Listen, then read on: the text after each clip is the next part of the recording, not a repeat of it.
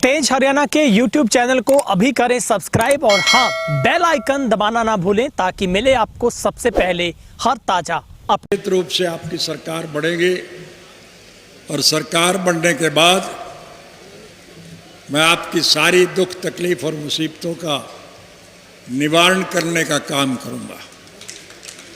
ये मेरे कहने की आवश्यकता नहीं। अगर अतीत में हमने अच्छे काम किए हैं तो भविष्य में और ज़्यादा अच्छे काम करेंगे। हम बेरोजगार युवकों को रोजगार प्रदान करेंगे। आपके बीच में 10.5 साल के बाद आने का मुझे अवसर मिला। कांग्रेस पार्टी की सरकार ने एक साजिश और षड्यंत्र करके मुझे 10 साल के लिए जेल भिजवाने का काम किया और फिर मेरी गैर हाजिरी में एक दुष्प्रचार किया कि अब चौटाला तो जेल में मरेगा और इंडियन नेशनल लोकदल पार्टी समाप्त हो जाएगी। आप बधाई के पात्र हैं कि मेरी गैर हाजिरी में आपने संगठन को पहले के मुकाबले में ज़्यादा मजबूत बनाया। मैं आपसे उम्मीद रखता हूं कि आज आपके संगठन की मजबूती की बहुत आवश्यकता है। ये जन सम्मान इस बात को प्रमाणित करता है कि आपने निश्चित रूप से इस भ्रष्ट और करप्ट सरकार को बदलने का मन बना लिया। जेल से रिहा होने के बाद पहली दफा मुझे उन साथियों का आभार करने का अवसर मिला जो पिछले 10 महीनों से किसान के हितार्थ आंदोलन में जूझ रहे। दिल्ली के बॉर्डर पर सड़कों पे बैठे, गर्मी सर्दी की परवाह किए बिना, बारिश की परवाह किए बिना भूखे प्यासे किसान आज आपके अधिकारों के लिए संघर्ष में जूझ रहे। और मुझे गौर से देखने का अवसर मिला कि उस संघर्ष में केवल किसान ही नहीं, आज 36 बिरादरी के लोग शामिल हैं। हिंदू, मुसलमान, सिख, ईसाई, हरिजन, बैकवर्ड, व्यापारी, कर्मचारी, कारखानेदार और मजदूर, किसान और कमेरा, 36 बिरादरी के लोग इस कुशासन का अंत करने के लिए मन बढ़ाए बैठे। उनकी भावनाओं को क्रियान्वित करने के लिए आप सबकी जिम्मेवारी बन जाती है कि आप संगठन को पहले के मुकाबले में और ज़्यादा मजबूत बनाएं। संगठन जब मजबूत होगा तो निश्चित रूप से आपकी सरकार बढ़ेगी। अभी हरियाणा प्रदेश में ऐलनाबाद के विधानसभा क्षेत्र की सीट खाली है। भारतवर्ष के संविधान के मुताबिक अगर कोई सीट खाली होती है तो उसका चुनाव 6 महीने के अंदर अंदर कराना पड़ता है। लेकिन सरकार इस डर से उस चुनाव को टालती जा रही है कि सरकार में तुम्हारी हार होगी, इसलिए वो इस चुनाव को टाल रहे। लेकिन बकरे की माँ कैथा और टालेगी, आखिर तो चुनाव कराना ही पड़ेगा। और जब चुनाव होंगे तो फिर निश्चित रूप से आपकी पार्टी का प्रत्याशी दूसरे सभी प्रत्याशियों की जमानतें जब्त कराने का काम करेगा। आपका आंदोलन सफल होगा। इस देश में किसानों के अधिकारों की लड़ाई के लिए इससे पहले भी 4 किसान आंदोलन हुए। वर्ष 1907 में पगड़ी संभाल जट्टा के नाम पर एक आंदोलन चला था, उसे बहुत कामयाबी मिली थी। सन 1917 में बिहार का चंपारण आंदोलन भी इस बात का प्रमाण है कि किसान वर्ग के लोग आज अपने अधिकारों के लिए पूर्ण रूप से सजग हैं। 18 में गुजरात का खेदा आंदोलन और वर्ष 1928 में गुजरात का बारडोली आंदोलन इस बात का प्रमाण है कि सभी आंदोलनों में किसानों की जीत हुई। निश्चित रूप से इस आंदोलन में आपकी जीत होगी। इसलिए मैं आप सबसे निवेदन करूंगा कि संगठन को मजबूत बनाओ।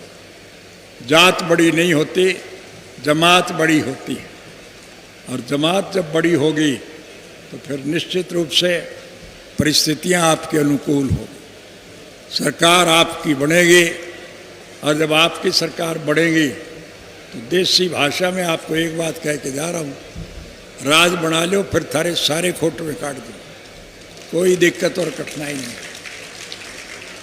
3210 बच्चों को नौकरी देने के नाम पर मुझे 10 साल की बजाय 10.5 साल जेल काटनी पड़ी थी।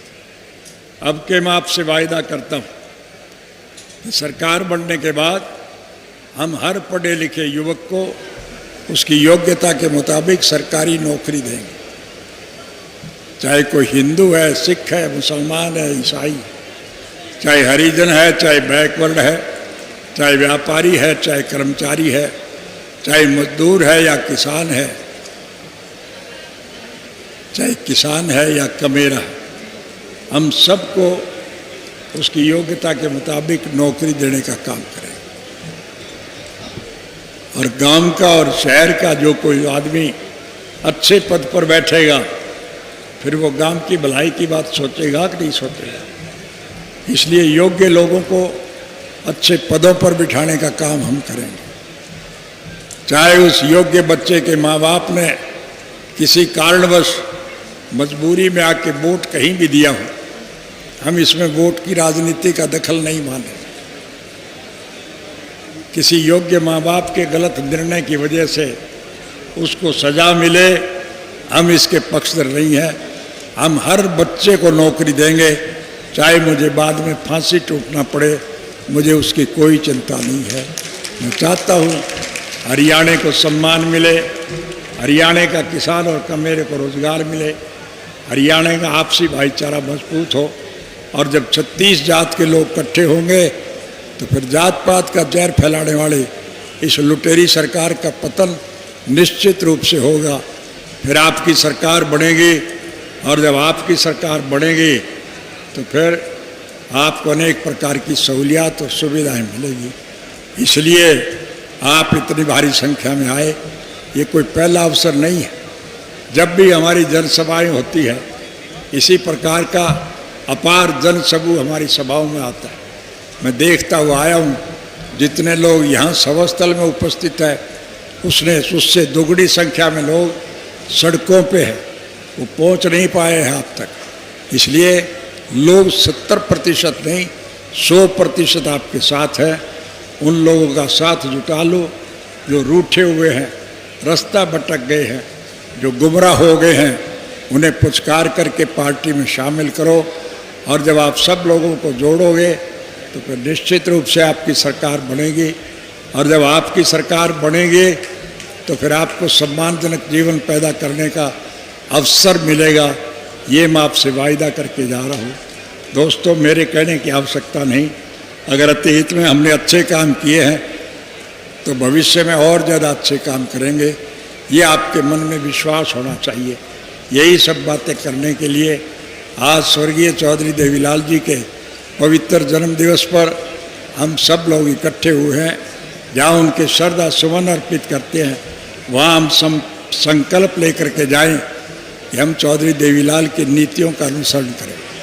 किसान आंदोलन कभी फेल नहीं हुए, इतिहास गवाह है। 1907 में पंजाब में एक आंदोलन समाज चला था, पगड़ी संभाल जट्टा, और 1917 में जींद में एक आंदोलन चला था, उसमें भी किसानों ने लड़ाई लड़ी थी। 1918 में फिर जींद के एक आंदोलन हुआ था, और 1928 में फिर देश के अंदर एक आंदोलन हुआ। चारों आंदोलनों में किसानों को सफलता मिली थी, और ये जो 5वां आंदोलन है इसमें निश्चित रूप से आपको सफलता मिलेगी। आप हौसला रखो, डटे रहो, मैदान आपके हाथ में होगा, सरकार आपकी बनेगी, और जब सरकार आपकी बनेगी तो फिर निश्चित रूप से आपको सारी सुविधाएं मिलेगी। अब आपको 4 साल इंतजार करने की जरूरत है। ऐलनाबाद का चुनाव निश्चित रूप से आपकी पार्टी का प्रत्याशी जीतेगा, और आपकी पार्टी के प्रत्याशी के मुकाबले में जो लोग भी चुनाव लड़ेंगे उन सब की जमानतें जब्त होगी। इंडियन नेशनल लोकदल पार्टी का उम्मीदवार भारी मतों से विजयी होगा, और फिर इस सरकार में भगदड़ मच जाएगी, इस सरकार में खलबली मच जाएगी, गठबंधन टूट जाएंगे। जो इनके चुने हुए साथी हैं वो इनको छोड़ करके हमारे साथ शामिल हो जाएंगे, और जब सरकार अलग-मत में रहेगी तो फिर निश्चित रूप से मध्यावधि चुनाव होंगे, और मध्यावधि जब चुनाव होंगे तो फिर हरियाणा प्रदेश में आपकी सरकार बनना निश्चित है, और जब आपकी हरियाणा में सरकार बनेगी तो उसका अनुसरण देश के दूसरे हिस्सों की सरकारें भी करेगी। सारे देश में परिवर्तन आएगा, और इस परिवर्तन का श्रेय हरियाणा प्रदेश के बहादुर और जागरूक मतदाताओं को मिलेगा। इसलिए आपसे एक ही निवेदन करूंगा कि आप चौधरी देवीलाल जी के नक्शे कदम पर चलते हुए उनको हर प्रकार का सम्मान प्रदान करें, उनको श्रद्धा सुमन अर्पित करें, और उनकी नीतियों का अनुसरण करते हुए संगठन को मजबूत बनाएं। यही आग्रह करने के लिए आज आपको निमंत्रण देकर के यहाँ बुलाया। आप आए, मैं आपका आभार व्यक्त करता हूँ, और देश की जो बुरी हालत है उस बुरी हालत को सुधारने का हम काम करें। साथियों,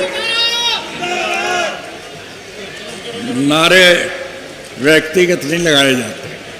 अगर नारे लगाने से काम करता तो मैं जेल में खाली बैठा था, मैं अकेला ही चला लेता। काम करने से काम चलेगा। साथियों, हमारी सरकार के वक्त में जो सुविधाएं हमने लोगों को दी थी उससे ज़्यादा सुविधाएं हम देंगे, ये मैं आपसे वायदा करके जाता हूँ। आपके कर्जे माफ़ होंगे, आपको रोजगार दिया जाएगा, आपका व्यापार बढ़ेगा, कारखाने पुनः चालू किए जाएंगे, और लोगों को सम्मानजनक जीवन व्यतीत करने का अवसर मिलेगा।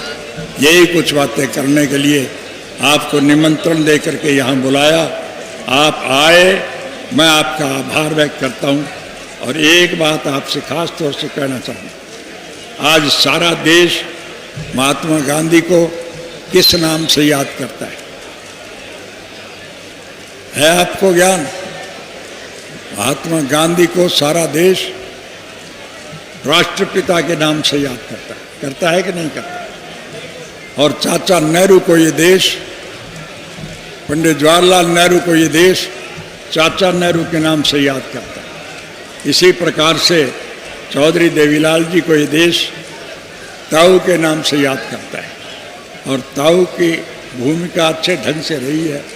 हम अपने बचपन को याद करें, हमारे किसी काम की सज़ा अगर हमें मिलती तो पिताश्री हमारी मदद नहीं करते थे, चाचा भी मदद नहीं करता था, लेकिन ताऊ के पास जब आप जाते थे तो फिर ताऊ हमें सम्मान दिया करता था। और उसके लिए अगर आर्थिक संकट था तो चांद तोड़ करके भी पैसे ला करके वो हमारी मदद करता था। आज समूचे राष्ट्र के स्तर पर ताऊ की उपाधि एक सर्वश्रेष्ठ उपाधि है। इसलिए ताऊ के सम्मान में हम सब लोग यहाँ आए। आपका पुनः